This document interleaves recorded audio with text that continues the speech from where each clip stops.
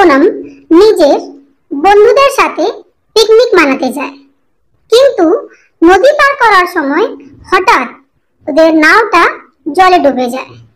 ওরা সবাই খুব কষ্ট করে নদীর কিনারাতে আসতে পারে। আমাদের নাওটা তো জলে ডুবে গেল, এবার ঘর কেমন যাব? আমাদের আজকের দিনটাই খারাপ, সব জিনিসও জলে ডুবে গেল। এবার আমরা কি করব? এইভাবে ভেঙে পড়লে কিছু হবে না, আমাদের সবাইকে হেঁটে হেঁটে ঘরে যেতে হবে। এইভাবে সবাই ওরা হাঁটতে লাগলো, কিন্তু খানিক রাস্তা চলার পর ওদেরকে খুব খিদে লাগে, আর সাথে সাথে ওদের জল তেষ্টাও লেগে যায়। বাস, আর আমি পারছি না, আরো কিছুক্ষণ যদি চলি তাহলে আমি অজ্ঞান হয়ে যাব। সবাই মেয়েদেরও সেম অবস্থা ছিল।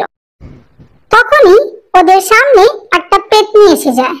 আরে কি হলো? তোমরা সবাই তো খুব পরেশান দেখতে লাগছো, কি হয়েছে? পেতনিকে দেখে ওরা সবাই ভয় পেয়ে যায়।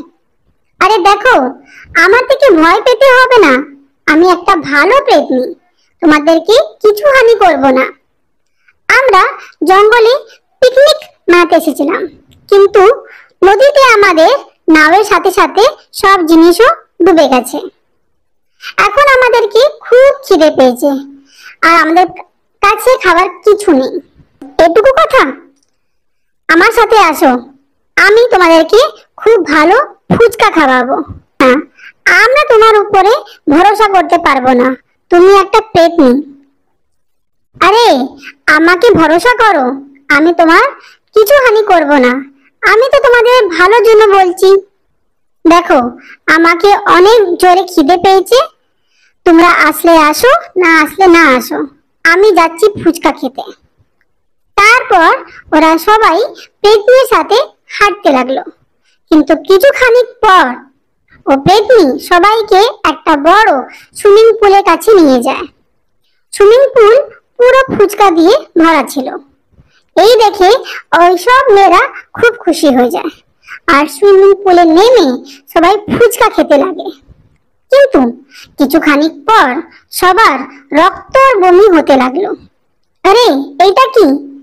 ফুচকা খাওয়ার পর তো আমাদের শরীরটা আরো বেশি খারাপ হতে লাগলো। আমি আগেই বলেছিলাম এই পেতনির কথাটাকে বিশ্বাস করা ঠিক না। হ্যাঁ, তুমি একদম ঠিক বলেছিলে, কিন্তু এই কথাটা তুমি অনেক পরে বুঝতে পারলে। তোমরা সবাই অনেক ফুচকা খেয়ে নিয়েছো, এবার তোমরা কেউ বাঁচবে না। কিছু খানিক পর যখন তোমরা সবাই মারা যাবে, তখন তোমাদেরকে আমি মজা করে খাবো। তারপর পেতনি ওদের সবাইকে রশ্মি দিয়ে বেঁধে নিজের ঘোড়া গাড়িতে বসিয়ে দেয়, আর ঘোড়া গাড়ি চালিয়ে পেতনি নিজের গুফার দিকে যেতে লাগে। সব মেয়েরা জোরে জোরে সাহায্যের জন্য চিৎকার করতে লাগে।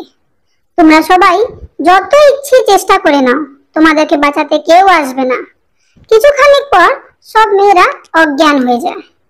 তখনই একটা তান্ত্রিক ওই পেতনিকে দেখে নেয়, আর ওর ঘোড়া গাড়িতে পড়া সব মেয়েদেরকেও দেখে নেয়, আর পুরো ব্যাপারটাও বুঝে যায়।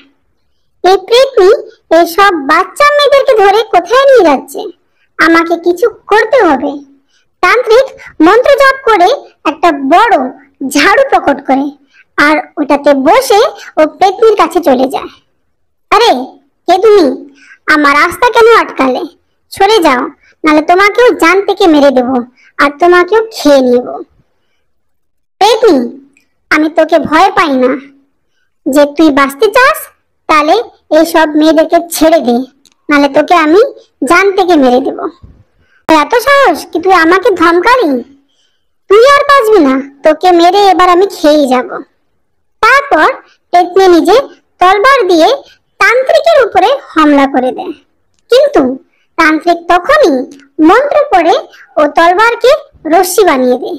এই সব দেখে পেতনি ভয় পেয়ে যায়। তখন তান্ত্রিক রশ্মি দিয়ে পেতনিকে বেঁধে দেয়, আর গাছে উল্টো ভাবে লটকিয়ে দেয়। আরে মরে গেলাম, আমাকে ছেড়ে দাও তান্ত্রিক, আমাকে নিচে নামিয়ে দাও, ক্ষমা করে দাও আমাকে। দেখতে দেখতে ও পেতনি মারা যায়, আর তান্ত্রিক সোনম আর ওর সব বন্ধুদেরকে জ্ঞানে ফিরিয়ে নিয়ে আসে। আর নিজে নায় বসিয়ে সবাইকে নদী পার করে দেয়। এইভাবে ওই সব মেয়েদের জান বেঁচে যায়।